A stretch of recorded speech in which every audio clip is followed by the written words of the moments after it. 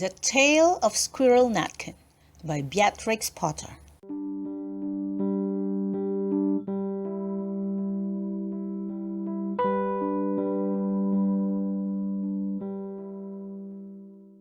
This is a tale about a tale that belonged to a little red squirrel, and his name was Nutkin. He had a brother called Twinkleberry and a great many cousins. They lived in a wood at the edge of a lake. In the middle of the lake, there is an island covered with trees and nut bushes. And amongst those trees stands a hollow oak tree, which is the house of an owl who is called Old Brown. One autumn, when the nuts were ripe and the leaves on the hazel bushes were golden and green, Nutkin and Twinkleberry and all the other little squirrels came out of the wood and down to the edge of the lake. They made little rafts out of twigs and they paddled away over the water to Owl Island to gather nuts. Each squirrel had a little sock and a large oar and spread out his tail for a sail. They also took with them an offering of 3 fat mice as a present for Old Brown and put them down upon his doorstep. Then Twinkleberry and the other little squirrels each made a low bow and said politely, "Old Mr. Brown, will you favor us with permission to gather nuts upon your island?" But Nutkin was excessively impertinent in his manners.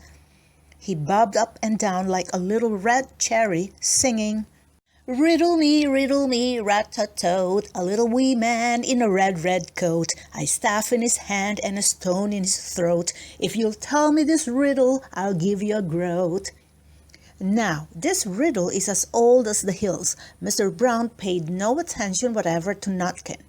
He shut his eyes obstinately and went to sleep.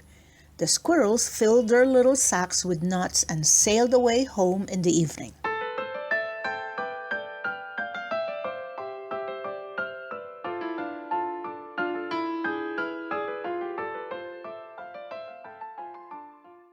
But next morning they all came back again to Owl Island, and Twinkleberry and the others brought a fine fat mole and laid it on the stone in front of Old Brown's doorway and said, "Mr. Brown, will you favor us with your gracious permission to gather some more nuts?"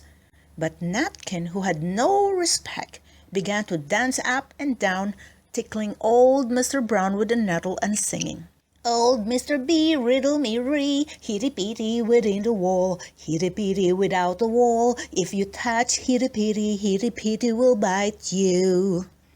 Mr. Brown woke up suddenly and carried the mole into his house. He shut the door in Nutkin's face. Presently a little thread of blue smoke from a wood fire came up from the top of the tree, and Nutkin peeped through the keyhole and sang, "A house full, a hole full, and you cannot gather a bowl full." The squirrels searched for nuts all over the island and filled their little sacks. But Nutkin gathered oak apples, yellow and scarlet, and sat upon a beech stump playing marbles and watching the door of old Mr. Brown.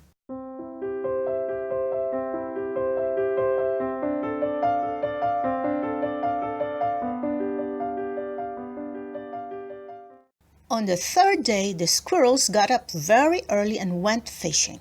They caught 7 fat minnows as a present for Old Brown. They paddled over the lake and landed under a crooked chestnut tree on Owl Island. Twinkleberry and 6 other little squirrels each carried a fat minnow, but Nutkin, who had no nice manners, brought no present at all. He ran in front, singing, "The man in the wilderness said to me, 'How many strawberries grow in the sea?' I answered him, as I thought good, 'As many red herrings as grow in the wood.'" But old Mr. Brown took no interest in riddles, not even when the answer was provided for him. On the 4th day, the squirrels brought a present of 6 fat beetles, which were as good as plums in plum pudding for Old Brown. Each beetle was wrapped up carefully in a dock leaf, fastened with a pine needle pin. But Nutkin sang as rudely as ever, "Old Mr. B, riddle me ree, flower of England, fruit of Spain, met together in a shower of rain, put in a bag, tied round with a string, If you'll tell me this riddle, I'll give you a ring. Which was ridiculous of Nutkin, because he had not got any ring to give to Old Brown. The other squirrels hunted up and down the nut bushes, but Nutkin gathered robin's pincushions off a briar bush and stuck them full of pine needle pins. On the 5th day, the squirrels brought a present of wild honey.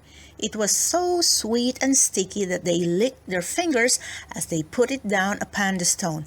They had stolen it out of a bumblebee's nest on the tippity top of the hill. But Nutkin skipped up and down, singing, "Hum-a-bum, buzz-buzz, hum-a-bum, buzz. As I went over Tipple-tine, I met a flock of bony swine. Some yellow-knocked, some yellow-bucked. They were the boniest swine that e'er went over Tipple-tine." Old Mr. Brown turned up his eyes in disgust at the impertinence of Nutkin, but he ate up the honey. The squirrels filled their little sacks with nuts, but Nutkin sat upon a big flat rock and played ninepins with a crab apple and green fruit cones.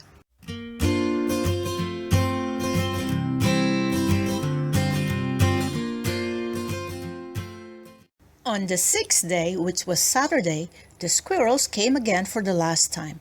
They brought a new laid egg in a little rush basket as a last parting present for Old Brown. But Nutkin ran in front, laughing and shouting.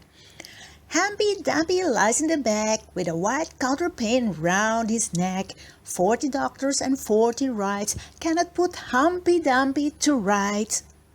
Now, old Mr. Brown took an interest in eggs. He opened one eye and shut it again. But still he did not speak. Nutkin became more and more impertinent. "Old Mr. B, old Mr. B, hickamore, hackamore on the king's kitchen door. All the king's horses and all the king's men couldn't drive hickamore, hackamore off the king's kitchen door." Nutkin danced up and down like a sunbeam, but still Old Brown said nothing at all. Nutkin began again. "Arthur O'Bower has broken his band. He comes roaring up the land. The King of Scots with all his power cannot turn Arthur off the bower." Nutkin made a whirring noise to sound like the wind, and he took a running jump right onto the head of Old Brown. Then all at once there was a flutterment and a scufflement and a loud squeak. The other squirrels scuttered away into the bushes. When they came back very cautiously, peeping round the tree, there was Old Brown sitting on his doorstep, quite still, with his eyes closed as if nothing had happened. But Nutkin was in his waistcoat pocket. This looks like the end of the story, but it isn't. Old Brown carried Nutkin into his house and held him up by the tail, intending to skin him. But Nutkin pulled so very hard that his tail broke in two, and he dashed up the staircase and escaped out of the attic window. And to this day, if you meet Nutkin up a tree and ask him a riddle, he will throw sticks at you and stomp his feet and scold and shout, "Ka, ka, ka, ka, ka, ka,